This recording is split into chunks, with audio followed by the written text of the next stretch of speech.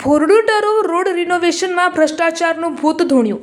ભોરડુથી taro સુધીના રોડના renovation કામમાં ગંભીર અનિયમિતતાઓ સામે આવી રહી છે. લાખો રૂપિયાના ખર્ચે બનાવેલા રોડમાં જ્યાં જ્યાં આરસીસી કામ કરવામાં આવ્યું છે તે ભાગો માત્ર 3 મહિનામાં જ તૂટી જતા સ્થાનિકોમાં ભારે રોષ ફાટી નીકળ્યો છે. રોડની ગુણવત્તા અંગે અનેક સવાલો ઊભા થઈ રહ્યા છે. કામમાં નીચી કક્ષાનું મટીરીયલ વપરાતું હોવાની ચર્ચાઓ વચ્ચે કોન્ટ્રાક્ટર અને સંબંધિત અધિકારીઓની મિલીભગતની આશંકા વ્યક્ત કરવામાં આવી રહી છે. ગ્રામજનોનો આક્ષેપ છે કે રોડ બન્યા પછી જલ્દી ખરાબ થઈ જવાથી વાહન ચાલકોને મુશ્કેલીનો સામનો કરવો પડી રહ્યો છે અને સરકારના પૈસાનો વ્યય થયો છે. સ્થાનિકોએ માંગ કરી છે કે સમગ્ર કામની નિષ્પક્ષ તપાસ કરવામાં આવે અને જવાબદારો સામે કડક કાર્યવાહી કરવામાં આવે જેથી ભવિષ્યમાં આવી ઘટનાઓ ફરી ન બને.